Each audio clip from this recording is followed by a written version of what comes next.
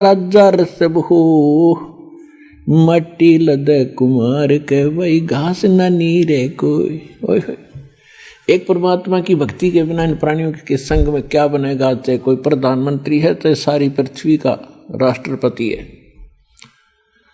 परमात्मा की भक्ति के बिना अगले जीवनों में वो पशु योनि में जाएगा और गधे की योनि प्राप्त होगी।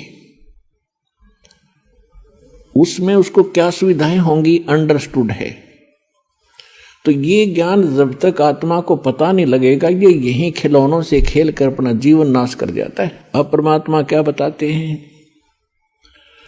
साथी हमारे चले गए भाई हम भी चालन हारे, कोई कागज में बाकी रह रही तात लगी है वार। पहले कितने चले गए, कैसे कैसे उनके इतिहास बने, कहाँ वो है कि नामो निशान उनका, और आगे उनके साथ आज क्या बीत रही होगी। कोई पशु बना, कोई पक्षी, कोई चूहा बनकर धक्के खा रहा है। ऐसे गंदे लोक में हम क्या बन के बैठ के। तो परमात्मा आकर आंख खोले हमारी, और काल हमारे को यहां बस उल्टी शिक्षा देकर सारे उल्टे काम करवा के जीवन नाश करवा देता है इस प्राणी का। फिर ये बड़ा खुश रहता है। और जब परमात्मा आते हैं या उनका सत्ज्ञान प्रारंभ होता है तो उसको बड़ी बेचैनी हो जाती है। पुण्यात्माओं, सत्संग के अंदर प्रत्येक पहलू पर ज्ञान दिया जाता है। आज जो बहन बेटियां, जैसे पहले राजा की लड़कियां, राजा की रानियां और भी अच्छे उच्च घराने की जो माने जाते थे, अच्छे इज्जतदार लोग मानते थे संसार की दृष्टि से, उनकी बहू बेटियां सत्संग में नहीं जाते थे। अपने घर से भी बाहर कदम बहू बेटियों को नहीं रखने देते थे। उसमें अपनी हानि और इज्जत का नाश समझते थे। उसके विषय में तत्व ज्ञान में क्या बताया है, बीबी पड़द रहे थी वो डोडी लगे थी बारे, अब गात उघाड़े फिरती है वो बनकुतिया बाजारे। वो पर्दे की सुंदरी सुनो संदेशा मोरे, इब गात उघाड़े फिरती है वो करे सरायों सोरे। नक बेसर नक पे बनी व पैर थी हार हमेल, सुंदरी से कुतिया बनी अब सुन साहेब के खेले। पुण्यात्माओं, ये विचार करण की बातें हैं। ये परमात्मा का दिया ज्ञान है, किसी डूम बाट के गीत नहीं कि उसने वैसे ही बकवाद कर दी होंगी। ये 100% सत्य है। हमें ज्ञान नहीं था, इसलिए हम इनसे दूर होकर अपना जीवन नाश कर ही रहे थे। अब हमें सतर्कता की घनी आवश्यकता है। अब क्या बताते हैं कि जो वो बहू बेटियां सत्संग में गई नहीं, संतों से संपर्क उनका हुआ नहीं, जो राजा की रानियां काजू किशमिश के युक्त खीर और हलवे बनाकर खाया करती थी, बांदियां नौकरानियां बनाती थी और उनको खाती थी और जूठा छोड़ती थी, उनके जूठे को फिर नौकरानी और उनके परिवार खाया करते थे। ये पिछले जन्म के पुण्य थे उन पुण्य आत्माओं के, जिस कारण से उनको ऐसी सुविधा प्राप्त हुई। वो राजा के घर ब्याही गई, राजा के घर पैदा हुई। पिछले पुण्य थे, पिछली बैटरी चार्ज थी। भविष्य में सत्संग ना मिलने से, सतगुरु ना मिलने से, सच्चा नाम ना मिलने से, सत्साधना ना मिलने से वो अपना इन्वर्टर डिस्चार्ज करके चली गई। यानी सभी पुण्यों का नाश करके वो अपना हाथ झाड़ कर चली गई। उस समय तो उसकी इज्जत थी कि घर से बाहर ना निकल जा, और पर्दों में रखा करते थे एडी से लेकर चोटी तक, कहीं हमारी बहन बहू बेटियों का हाथ भी किसी को दिखाई ना दे जा, इसमें इज्जत मानते थे। परमात्मा कहते हैं वो तो बात आपकी ठीक है, लेकिन भक्ति नहीं करी, आगे क्या बना उस इज्जत के साथ। वह कुतिया बनकर और पूछड़ ठाए घूम रही है उस गली के अंदर। अब कहाँ गई वो इज्जत। तो पुण्यात्माओं, हम जितना भी काल ने हमें यहाँ शिक्षा दी है वो केवल नाश करने की दी थी, जीवन नष्ट करने की दे रखी थी। अब परमात्मा की इस ज्ञान की रोशनी से हमें पता हुआ लगा कि अब मनुष्य जीवन प्राप्त करके प्राणी और अपनी अकड़ में, इस मान बढ़ाई में और लोक लाज में जीवन नाश कर देता, उसके आगे उसके साथ बहुत बुरी बनती है। अब क्या बताते हैं, वह बीबी पड़दे रहे थी और ड्योडी लगे थी बाहर, आगे सामने कई कई पहरेदार खड़े रहा करते थे, कोई व्यक्ति वहां तक पहुंच ना जा। अब कहते हैं गा तू गाड़े फिरती है वह बनकुतिया बाजार, वो पर्दे की सुंदरी सुनो संदेशा मोर, अब गा तू गाड़े फिरती है वह करे सराय वसोर। कुतिया बनकर धर्मशाला के सामने बैठी है, पहले महलों में रहा करती थी वह इज्जत, आज गली में घूम रही है। अतिथि धर्मशाला में आते थे, खाना खाते थे, और वो रानी कुतिया बनकर एक टूक के लिए इंतजार कर रही है, खाने वाले के मुंह की तरफ देख रही है, कब टूक तेरी तरफ डाले। और रोटी डाल दी छोटा मोटा टुकड़ा तो 10 ग्राम रेत साथ खा रही है वो। तो पुण्यात्माओं के लिए जल जाना चाहिए, परमात्मा का दिया ज्ञान है। हमने मनुष्य को भी भक्ति की आवश्यकता है और बहन बेटियों को भी परमात्मा की आवश्यकता है, और सबको बराबर का शरीर मिला है, एक जैसी मिट्टी है, एक जैसा परमात्मा ने दिमाग और व्यवहार दिया है। दोनों ही भक्ति करना चाहिए, अपने बच्चों को साथ लावे, अपनी बहन बेटियों को साथ लाए, परमात्मा से जोड़ दे, फिर परमात्मा उनका रक्षक हो जाएगा। तो हम भक्ति ना मिलने से, सत्संग ना मिलने से, हम अपनी सूझबूझ से जितनी अटकलबाजी हमने की वो सारी विपरीत की।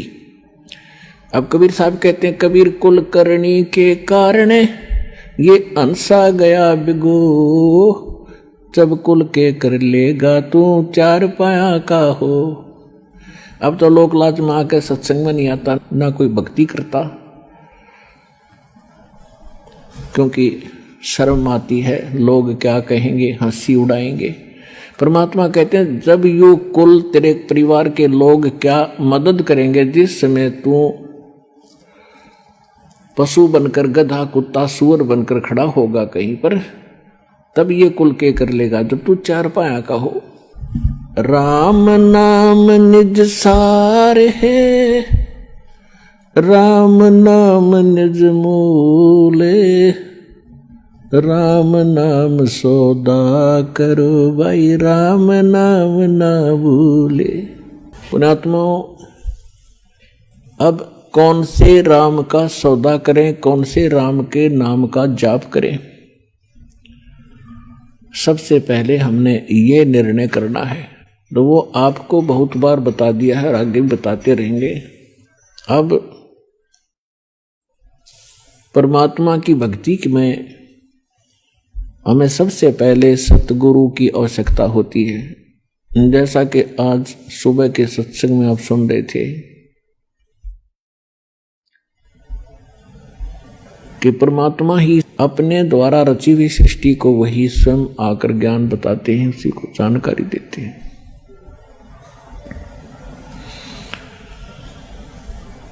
परमात्मा चारों युगों में आते हैं।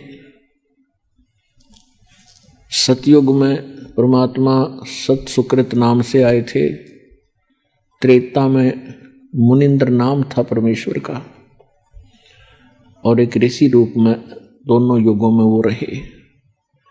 बहुत सी पुण्यात्माओं को मिलते रहे, उनको तत्व ज्ञान से परिचित भी कराया, लेकिन समस्या यही अड़ी रही कि जो अक्षर ज्ञान युक्त थे ब्राह्मण वर्ग, उनकी महिमा गनी थी, आम जनता उनको एक देवता माना करती थी, और वो सत्य को जानबूझ कर स्वीकार नहीं करना चाहते थे, क्योंकि वो प्रभुता की भूख थी।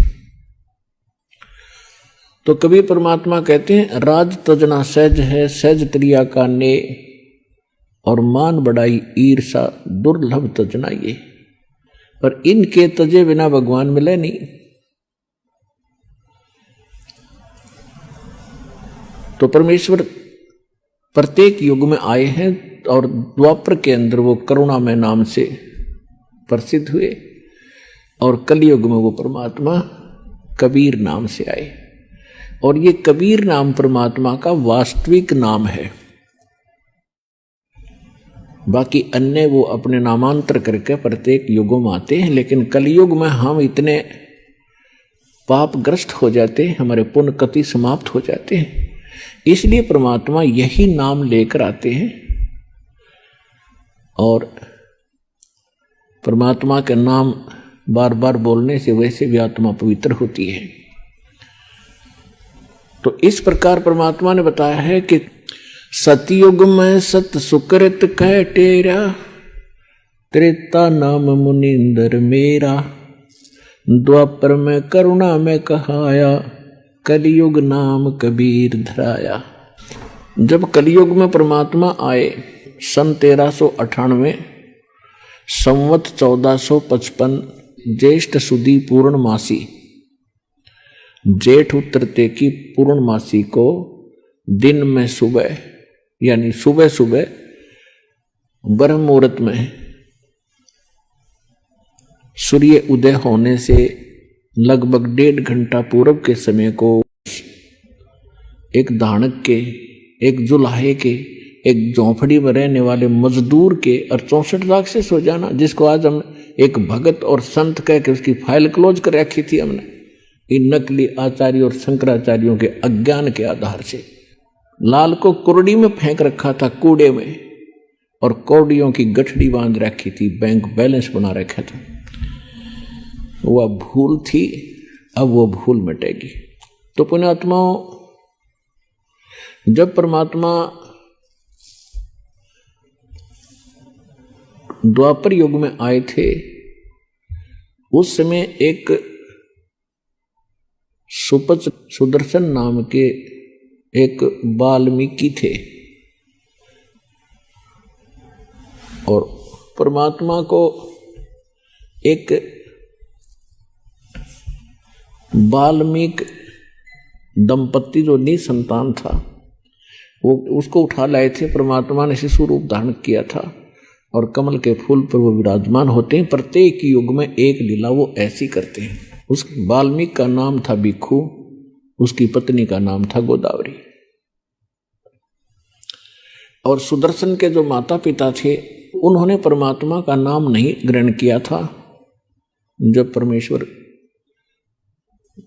द्वापर युग के अंदर एक लीला कर रहे थे, सुदर्शन को यह बात समझ में आ गई थी।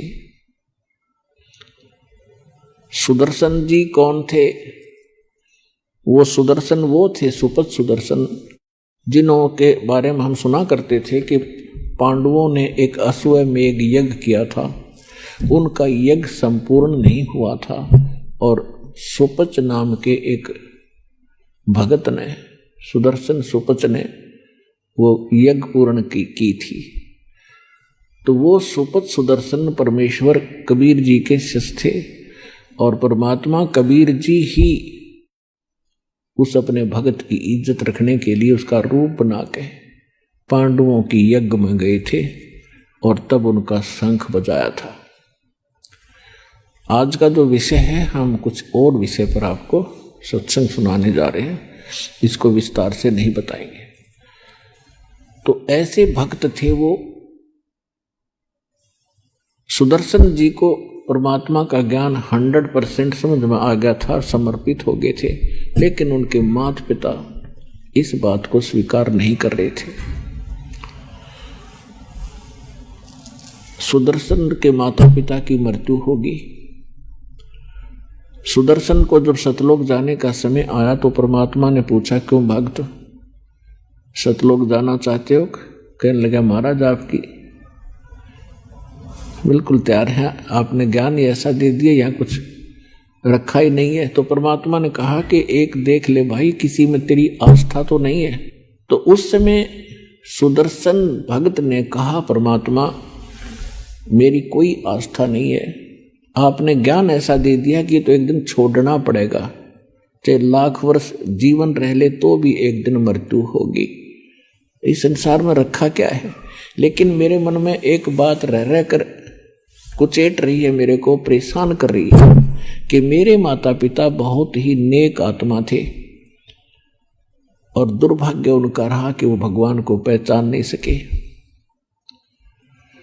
आपने भी बहुत उनसे विनय करी दीक्षा लेने की, और मैंने भी जी तोड़ प्रयत्न किया अपने माता पिता से प्रार्थना करके नाम लेने की, परंतु उन्होंने दीक्षा ना ली। हे परमात्मा, मेरी एक हार्दिक इच्छा और प्रार्थना है कि उन पुण्यात्माओं को किसी जन्म में अवश्य ग्रहण करना, शरण में लेना दाता, जब उनका मनुष्य जीवन हुआ हो। मेरी यही एक तमन्ना है। परमात्मा ने सोचा कि अभी बच्चा कच्चा है, जहां आशा तहां बासा हुई, माता पिता में ममता है और ये पार नहीं हो सकता जब तक इच्छा आपकी रहेगी संसार की। ठीक है, भक्ति जो कर रहे हो ये आपका बैंक बैलेंस बन रहा है, इसमें कोई शक नहीं। बहुत पूंजी इकट्ठी हो रही है भक्ति धन की, लेकिन पार नहीं हुए तो फिर यही रह जाएंगे। तो इस कमाई का करेंगे क्या? फिर कभी स्वर्ग में जाएंगे, राजा बन जाएंगे, कोरे कर्म बिगाड़ेंगे अपना कर्म फोड़ के, और फिर पृथ्वी पर ऐसे ही निर्धन बनकर घूम रहे होंगे। तो परमात्मा ने सोचा कि ये जीव इतना पुण्यात्मा है, फिर भी इतना ज्ञान समझाने के बाद भी आज माँ बाप के चक्कर में यो फिर फंस गया। तब परमात्मा ने कहा, बेटा तू निश्चिंत होकर जा यहाँ से, मैं प्रतिज्ञा करता हूँ तेरे माता पिता को मैं अवश्य पार करूँगा, जन्म चाहे उसके कितने लग जाइयो, मैं उनको पार करूँगा भाई। तब सुदर्शन को विश्वास हुआ कि जो परमात्मा ने बोल दिया वो फाइनल है। तब वो सतलोक जाने के योग्य हुआ। और ये स्थिति तो उस व्यक्ति की है जिसके संग में भगवान रोज रहा करते थे। तो पुण्यात्मा उनको विश्वास इतना नहीं हो पा रहा था कि सचमुच गॉड है, परमात्मा है। तो दास का उद्देश्य ये है कि आपके हृदय में सबसे पहले ये जचा दूं कि कबीर इज गॉड। जब कबीर साहब परमात्मा है तो फिर बात ही खत्म है। उनके सारे ज्ञान सही, उनका विधान सही, उनकी जो साधना बताई वो भी श्रेष्ठ होगी, और जो उन्होंने स्थान बताया वो भी सच्चा पावेगा, सत्य मिलेगा। तो सुदर्शन जी के जो माता पिता थे वो अगले जन्म में ब्राह्मण के घर जन्म हुआ। दोनों का पुनः संयोग पति पत्नी का हुआ। उनके बच्चे फिर भी नहीं थे। इससे पहले भी उनके एक दो जन्म हो चुके थे, लेकिन हम शॉर्ट में बताएंगे आपको, संक्षिप्त में, जो हमने आवश्यक है। तो काशी के अंदर उनका जब जन्म था, गौरी शंकर सुदर्शन के माता पिता का नाम था, और सरस्वती उसकी माँ का, यानी वही आत्माएं थी गौरी शंकर और सरस्वती। ब्राह्मण थे, बहुत ही नेक आत्मा थे, भगवान शिव के पुजारी थे, और भगवान शिव की जो शिव पुराण की कथा करा करते थे और निस्वार्थ भाव से कथा करते थे, किसी को मिसगाइड नहीं करते थे। और कथा करने से जो भी उनको उपार्जन होता था, धन प्राप्त होता था, उसमें से अपना निर्वाह भी करते थे और शेष बचे हुए को पुण्य में लगा देते थे। संग्रह संचन नहीं करते थे, जिस कारण से वहाँ की जनता, आसपास की जो श्रोता होते थे, उनके अंदर उनकी आस्था घनी होगी। वो बहुत ही महिमा के पात्र बने। प्रत्येक श्रद्धालु के मुख पर ये वचन था कि बहुत ही नेक ब्राह्मण हैं। इन अन्य ठगों की तरह ये ठगते नहीं है। अन्य ब्राह्मण जो कहते थे तुम्हारे पितर रुष्ट हो गए, 5 कपड़े दो, ऐसे श्राद्ध कराओ, 11 रुपये दो, ऐसा कर देंगे, तुम्हारा ऐसा कर देंगे, कहते ये ऐसा नहीं करती। जिस कारण से अन्य जो ब्राह्मण गुरु थे, जो रोजी रोटी के लिए ही अपना उद्देश्य लेकर के कथा आदि किया करते थे, वो गौरी शंकर से ईर्ष्या करने लग गए।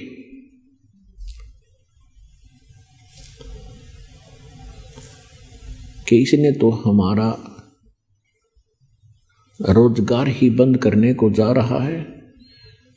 और इस बात का ज्ञान हो गया काशी शहर के मुसलमान मुल्ला और काजियों को। तो उन्होंने दाव लगाया कि जो अन्य ब्राह्मण गुरु हैं वो तो इसके साथ नहीं, और जनता विशेषकर धर्म गुरुओं के साथ ही होती थी, और जैसा भी वो हमें मिसगाइड कर देते थे हम मरने मारने को तैयार हो जाते थे। तो इस बात का उन्होंने दाव लगाया, गौरी शंकर को और सरस्वती को जबरदस्ती मुसलमान बना दिया कि ये हिंदू धर्म का घना प्रचार कर रहे हैं, इसलिए इस पर बैन लगा दे। ऐसा ही हुआ। जो ही उन्होंने मुसलमान पीरों ने, मुल्ला और काजियों ने गौरी शंकर और सरस्वती घर पे जाकर अपना झूठा जल छिड़क दिया, उनके मुंह में डाल दिया बाई फोर्स, और बहुत से ब्राह्मण बाहर देख रहे थे।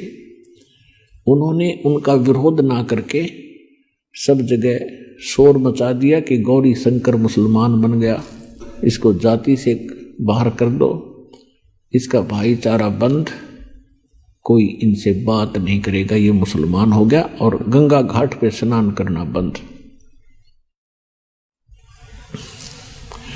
ऐसा हो जाने से गौरी शंकर सरस्वती के सामने एक बहुत बड़ी समस्या आ गई रोजी रोटी की। तो उन्होंने क्या किया कि सस्ते से सस्ता कौन सा काम है जो बगैर किसी पैसे से स्टार्ट हो सकता है। उन्होंने जुलाहे का काम शुरू कर दिया। जुलाहे के काम में 4-5 एक डंडे से गाड़ने होते हैं, और उन्होंने वो जुलाहे का काम शुरू कर दिया। वो मुसलमान बना दिए गए, लेकिन अंदर से वो भगवान शिव की पूजा फिर भी कर रहे थे।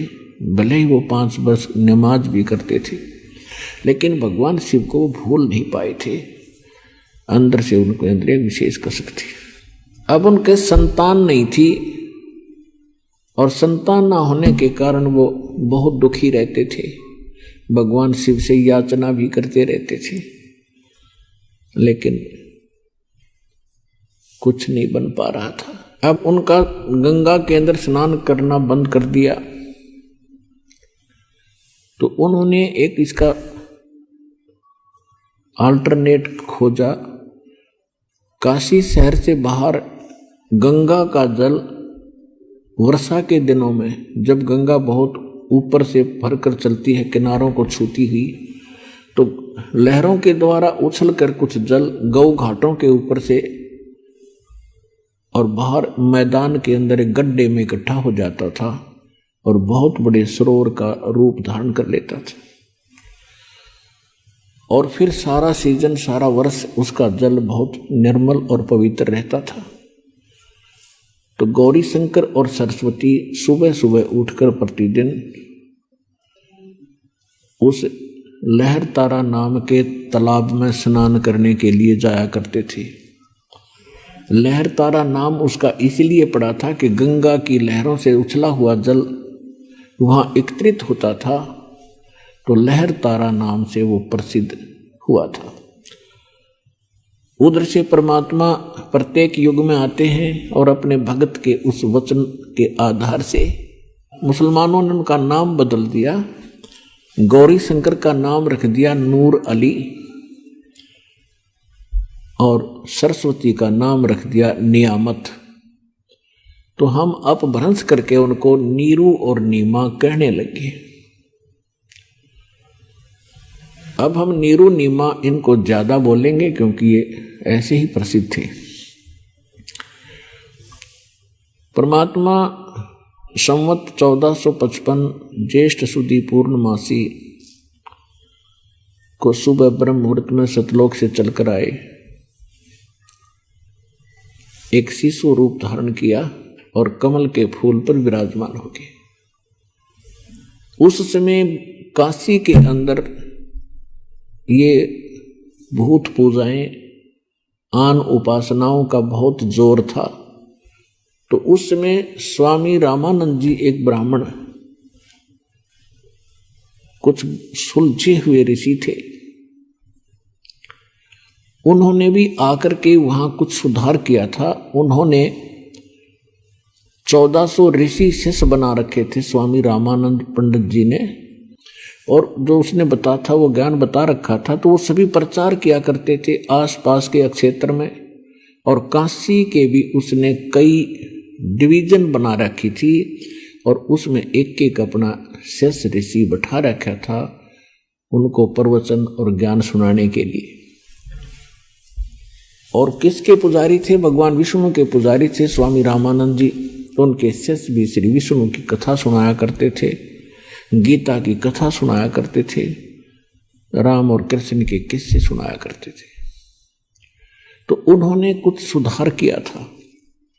फिर भी वहाँ कच्चापन था, इसलिए परमात्मा पहुँचे, क्योंकि हिंदू धर्म की आस्था का केंद्र और धार्मिक शिक्षा का केंद्र भी बनारस यानी काशी शहर ही रहा है। जिस कारण से परमात्मा ने वही क्षेत्र वही शहर चुना कि वहाँ बड़े विद्वान ऋषि रहते हैं। यदि उन्होंने मेरे ज्ञान को स्वीकार कर लिया तो मेरा काम आसान हो जाएगा। इसलिए परमात्मा सतलोक से चलकर आए और बनारस शहर के अंदर लहर तारा तालाब के अंदर विकसित कमल के फूल पर आकर विराजमान हो गए, एक शिशु रूप धारण करके। उधर से स्वामी रामानंद जी का एक शिष्य अष्टानंद नाम के एक ऋषि, वो प्रतिदिन उस लहर तारा तालाब के ऊपर स्नान करने के लिए जाया करते थे, और कुछ देर वहां बैठकर उस शांत प्रिय क्षेत्र में अपने गुरुजी के द्वारा बताई गई साधना को किया करते थे। उस दिन भी वो स्नान करके अपनी साधना करने के लिए बैठे थे, आसन लगा के लहर तारा तालाब के किनारे पर घास पर।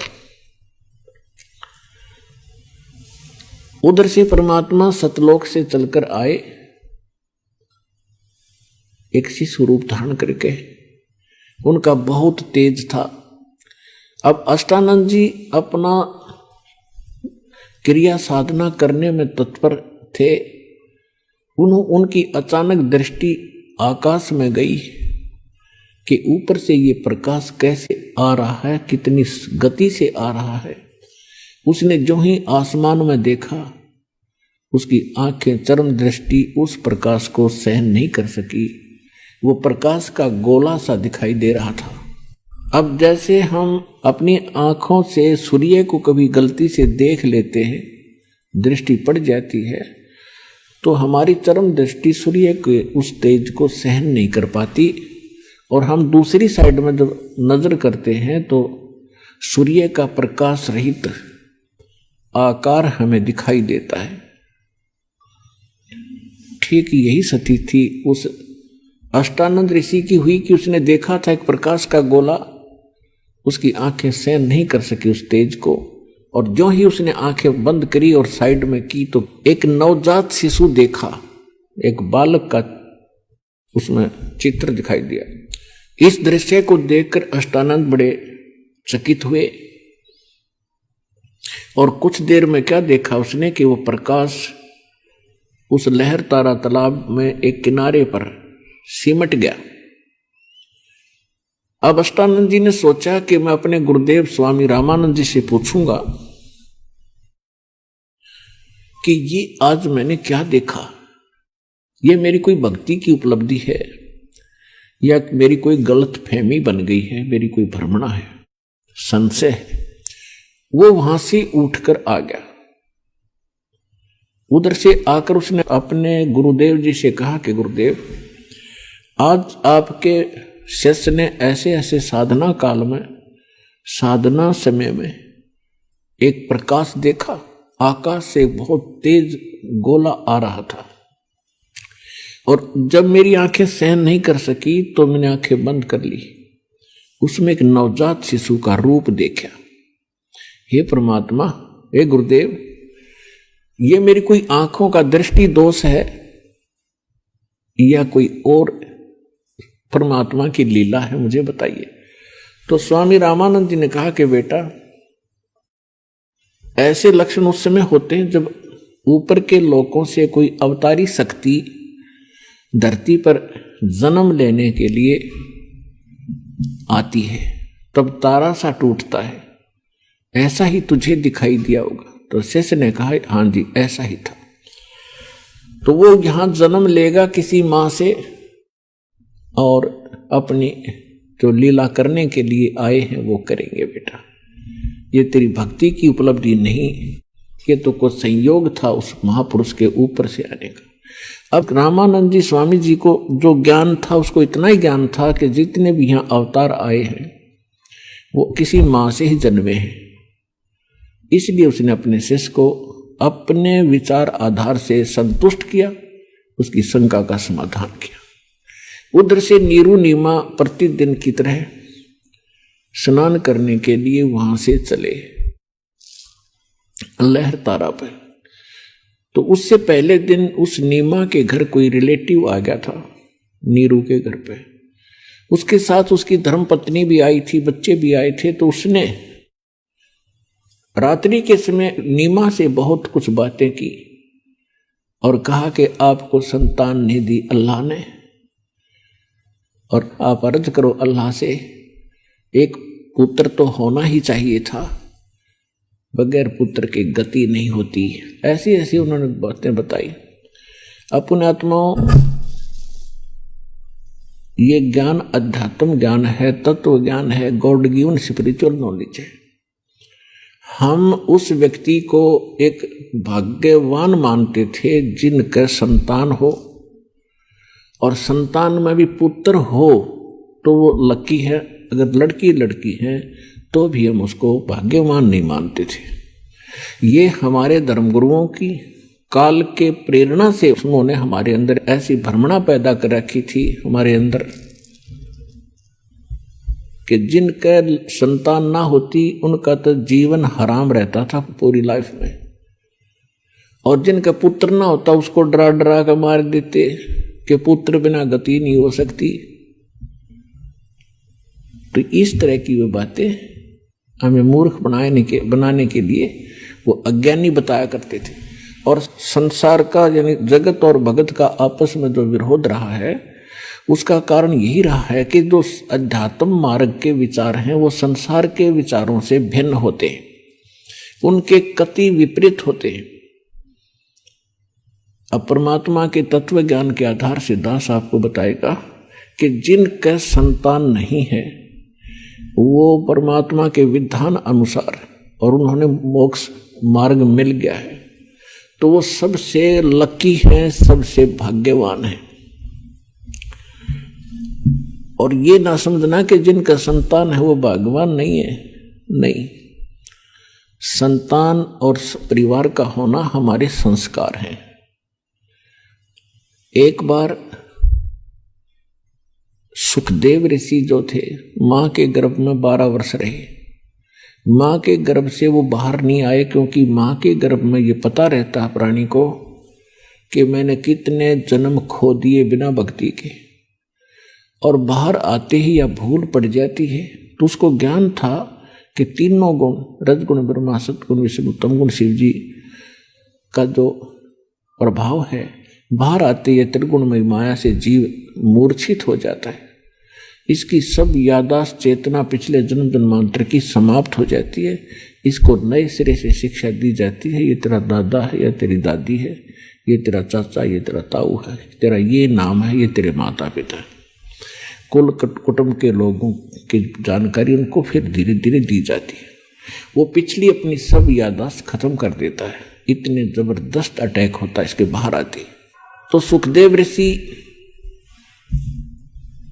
मां के गर्भ से 12 वर्ष तक बाहर नहीं आया, ब्रह्मा विष्णु महेश की विशेष प्रार्थना पर। तब उसने एक प्रतिज्ञा कराई कि आप कुछ देर अपनी माया को रोको, तब मैं बाहर आऊं। तो उन्होंने भी कहा ब्रह्मा विष्णु महेश जी ने कि हम ज्यादा समय तक माया को नहीं रोक सकते, हमारा शरीर फट जाएगा, हम केवल इतनी देर रोक सकते, फ्रिक्शन ऑफ सेकंड। तो सुखदेव जी ने कहा आप इतनी ही देर रोक लीजिए। तभी वो मां के गर्भ से बाहर आया। और उसको चेतना बनी रही कि भगवान मनुष्य जीवन केवल परमात्मा प्राप्ति के लिए मिला है। यहाँ जो भी हमारे रिलेशन हैं, हमारे जो नाते हैं, ये संस्कार से जुड़े हैं। तो ब्रह्मा विष्णु महेश अंतर्ध्यान हो गए जब उनके पिता, क्योंकि वेद व्यास ऋषि हुए हैं, उनकी पत्नी के गर्भ से सुखदेव ऋषि का जन्म हुआ था। तो वेद व्यास जी बड़े विद्वान पुरुष थे, उनको पता था कोई योगी पुरुष है मेरी पत्नी के गर्भ में और 12 वर्ष से बाहर नहीं आ रहा है, तो ऐसे भगवान पुत्र के मैं दर्शन करूंगा, ऐसा अच्छा पुत्र मुझे प्राप्त होगा। इस आशा में वो 12 वर्ष तक उसकी इंतजार करता रहा।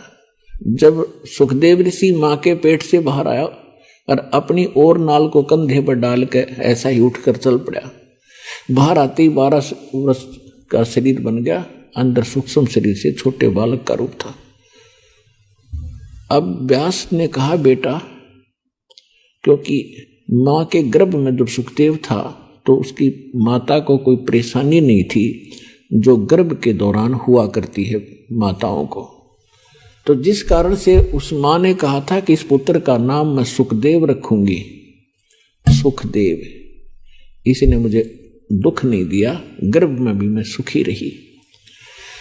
तो बाहर आते उसका नाम सुखदेव रखा था। तो वेद व्यास जी ने कहा कि बेटा सुखदेव, एक बार मुझे दर्शन दे।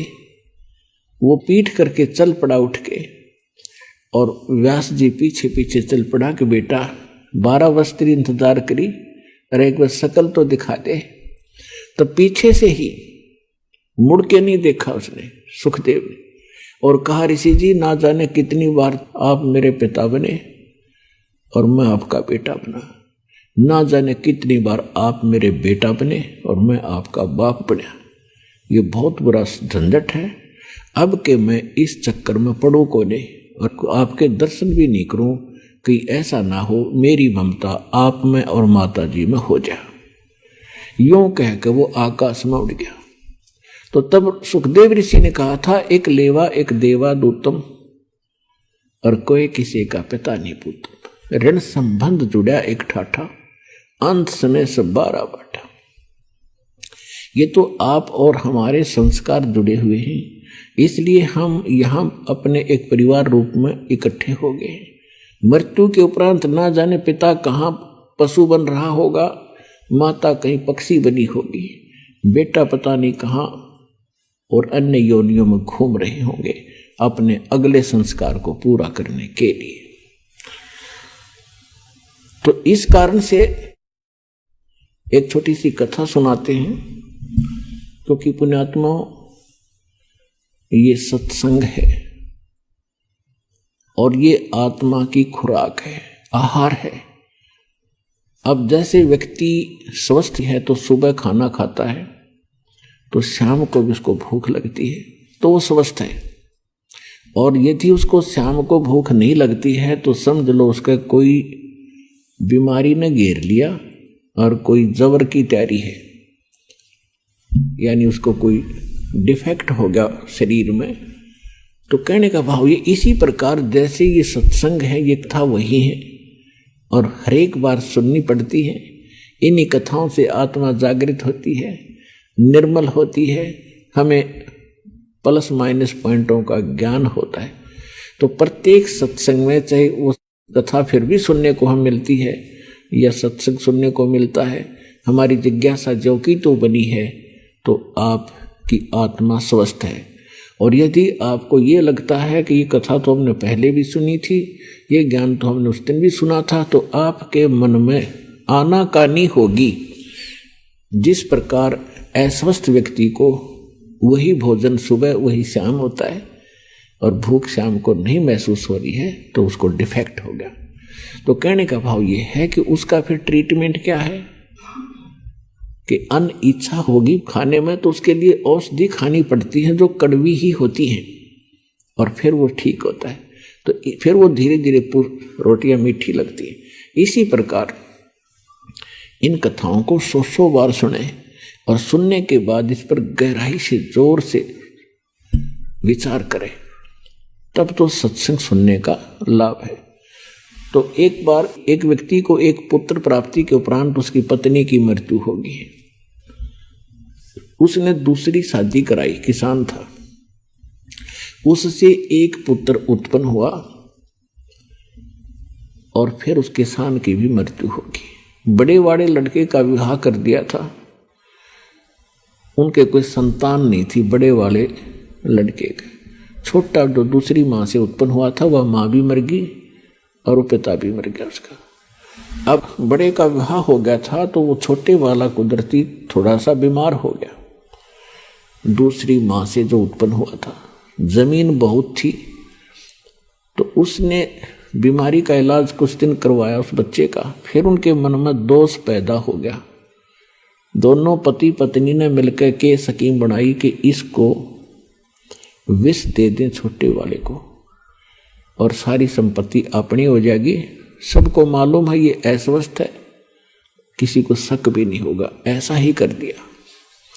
एक दूर देश के डॉक्टर से बात की, उसने उस समय 500 रुपये मांगे और उसको विष दे दिया, लड़का मर गया। अब खुशी का ठिकाना नहीं, क्योंकि एक तो पैसा लग रहा था वो बच गया। 1 वर्ष के बाद उनका लड़का हो गया, पुत्र उत्पन्न हुआ, खुशी का ठिकाना नहीं। आइए अब हम उन श्रद्धालुओं के अनुभव जानते हैं जो जगत गुरु तत्वदर्शी संत रामपाल जी महाराज जी से दीक्षा प्राप्त कर चुके हैं तथा उनके द्वारा बताए गए भक्ति मार्ग पर चल रहे हैं। सर नमस्कार। नमस्कार सर। सर क्या नाम है आपका? मेरा नाम जी सुखदेव सिंह है जी। कहाँ से आए सर आप? मैं जी जिला करनाल, तहसील निस्संग, गांव अमूपुर का रहने वाला हूँ, हरियाणा में। सर संत रामपाल जी महाराज की शरण में आने से पहले आप क्या भक्ति साधनाएं करते थे? आप किन देव देवताओं की भक्ति करते थे?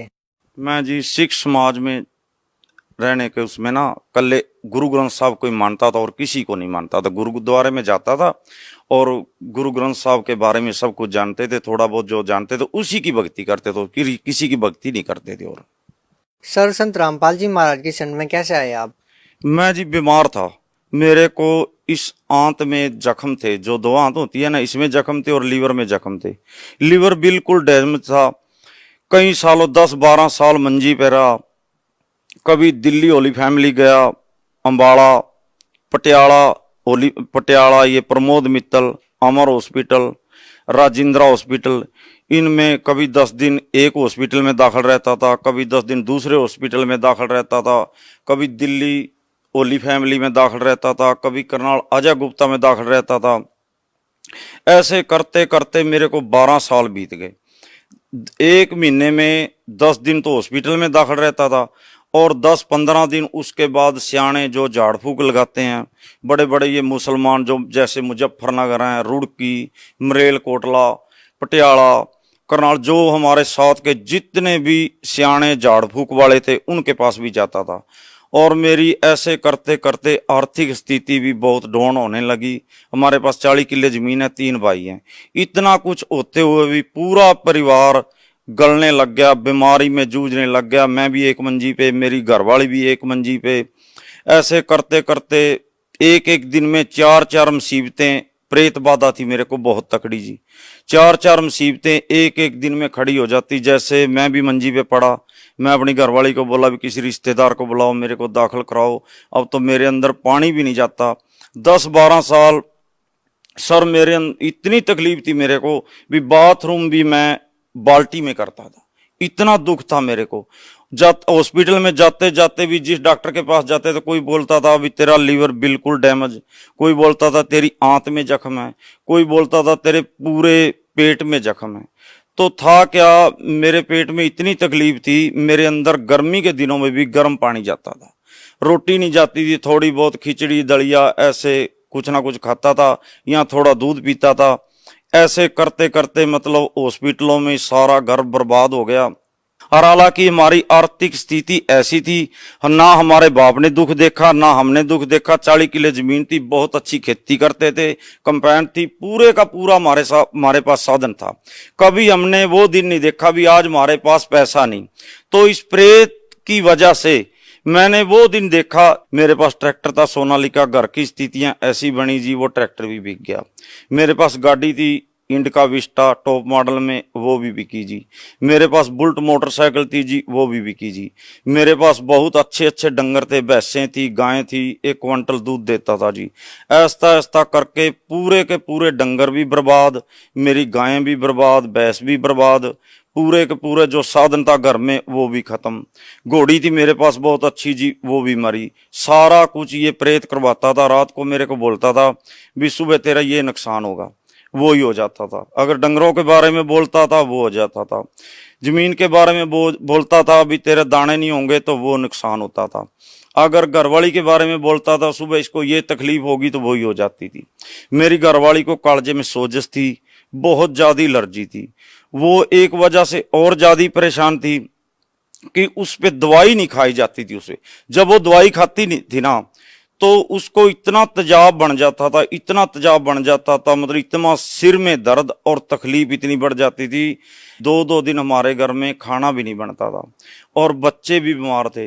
मेरा बड़ा लड़का स्कूल में गया जो 5वीं क्लास में पढ़ता था, उसको मास्टर छोड़ के गया, बोला अंकल जी इसको बुखार हो गया। बुखार की वजह से करनाल दाखिल करवाया हमने हॉस्पिटल में, तो 1 महीना दाखिल रहा। इस ये साइड उसकी सारी बंद होगी। 1 महीने के बाद 1.5 लीटर रेशा लिखड़े उसके। और छोटा लड़का था, मैं भी बीमार, मैं बोला मेरी घरवाली को सिर्फ किसी रिश्तेदार को बुलाओ, मेरे को दाखिल कराओ दिल्ली जाके, मैं होली फैमिली में दाखिल हूँगा।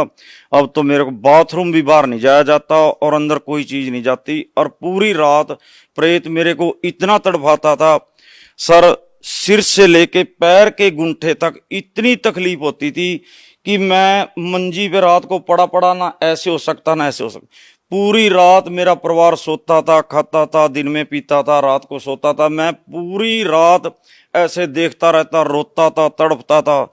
जो डॉक्टर मेरे को 2 गोलियां देता था ना, भी एक अगर तकलीफ हो 1 गोली खाना, ज्यादा तकलीफ हो 2 खाना, वो 10-10 गोलियां भी खाता था। बिल्कुल तकलीफ नहीं हटती थी। मेरी घरवाली भी दुखी, मैं भी दुखी। मैं बोला भी मेरे को दाखिल कराओ। घरवाली को मेरी को पेंडस की परेशानी थी, वो बोली मेरे को भी दाखिल कराओ, मेरे को तकलीफ है बहुत ज्यादा।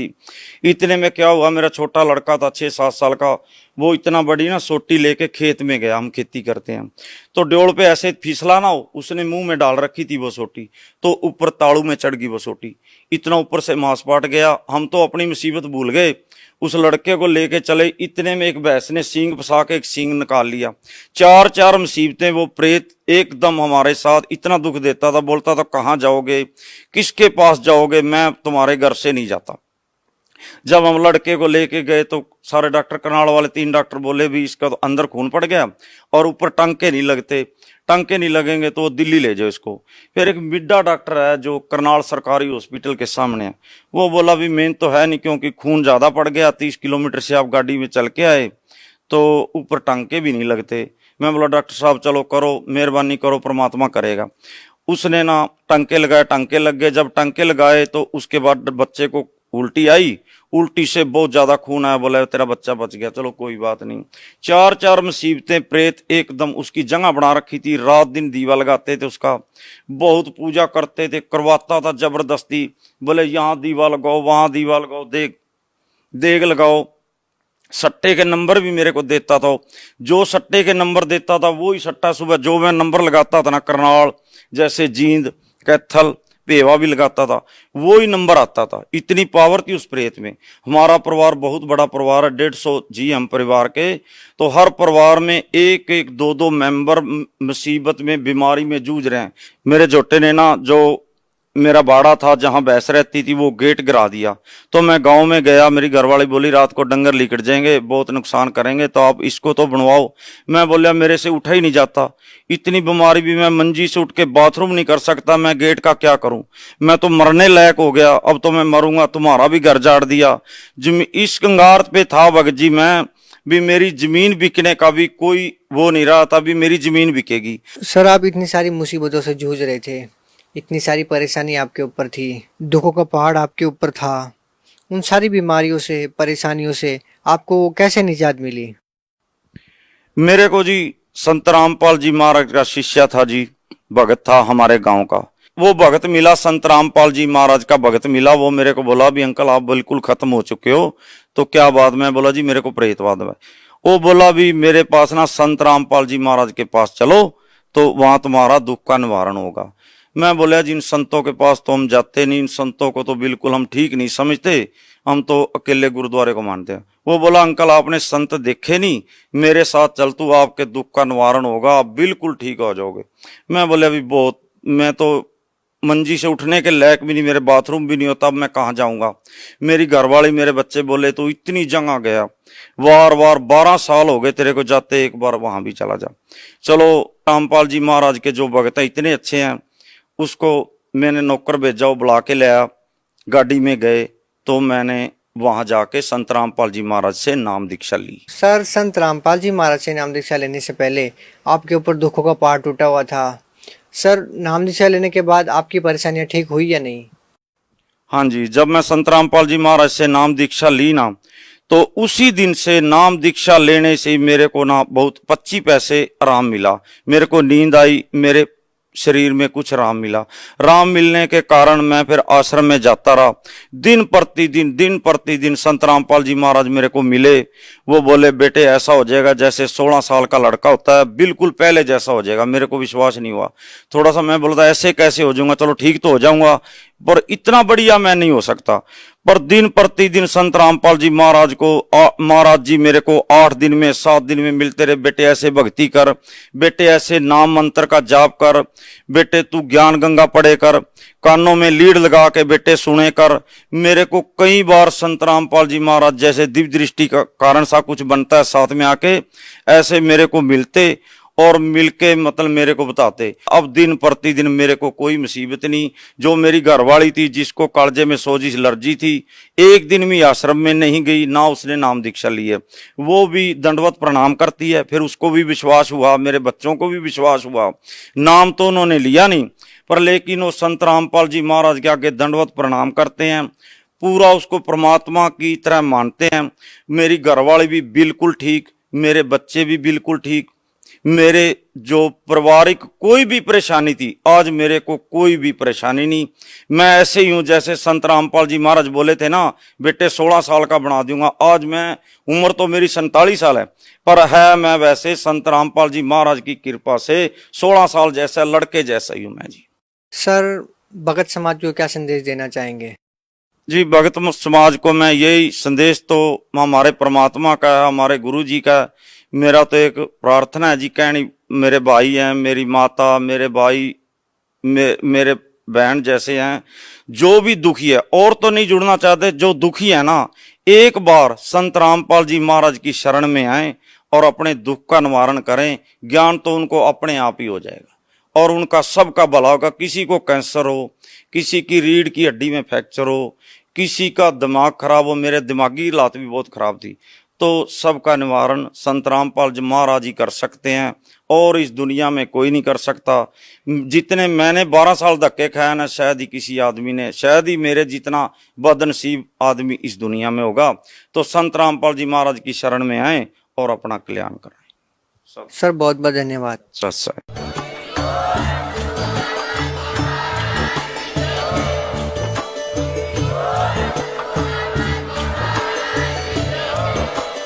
आप सुन रहे थे जगत गुरु तत्वदर्शी संत रामपाल जी महाराज जी के मंगल प्रवचन। अधिक जानकारी के लिए विजिट कीजिए हमारी वेबसाइट www.jagatgururampalji.org। संत रामपाल जी महाराज जी के शुभ आशीर्वाद से पूरे विश्व भर में 500 से भी ज्यादा नाम दीक्षा केंद्र हैं, जिन पर संत रामपाल जी महाराज जी द्वारा ऑनलाइन निशुल्क नाम दीक्षा दी जा रही है। अपने नजदीकी नाम दीक्षा केंद्र का पता करने के लिए संपर्क करें 8222880541।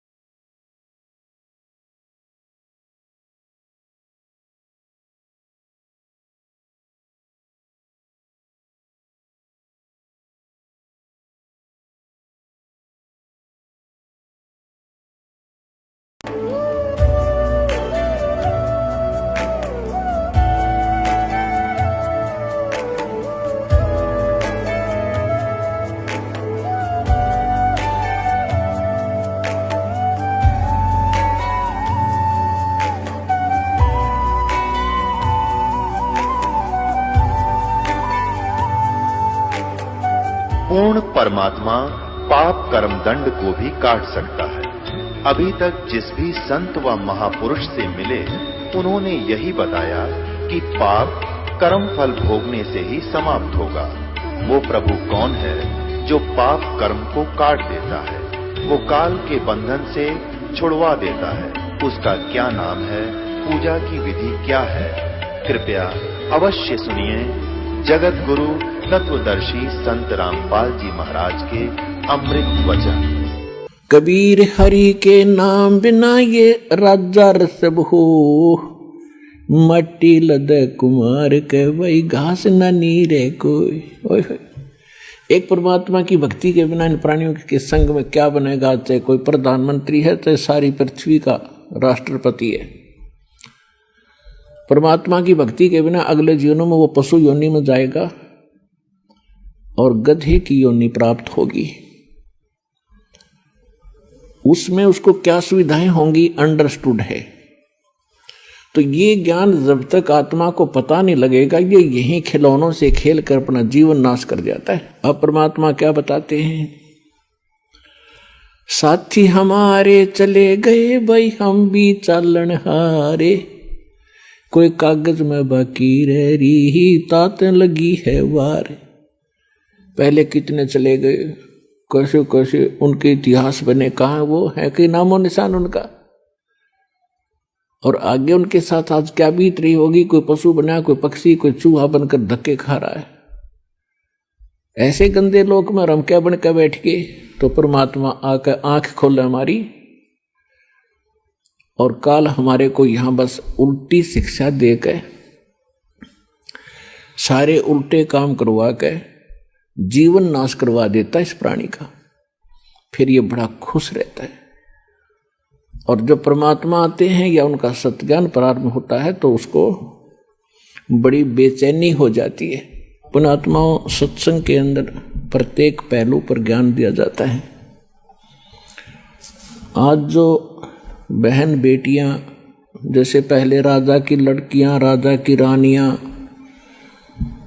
और भी अच्छे उच्च घराने की जो माने जाते थे, अच्छे इज्जतदार लोग मानते थे संसार की दृष्टि से, उनकी बहू बेटियां सत्संग में नहीं जाते थे। अपने घर से भी बाहर कदम बहू बेटियों को नहीं रखने देते थे। उसमें अपनी हानि और इज्जत का नाश समझते थे। उसके विषय में तत्व ज्ञान में क्या बताया है? बीबी पढ़ रहे थी, वो डोडी लगे थी बारे, अब गात उघाड़े फिरती है वो बनकुतिया बाजारे। वो पर्दे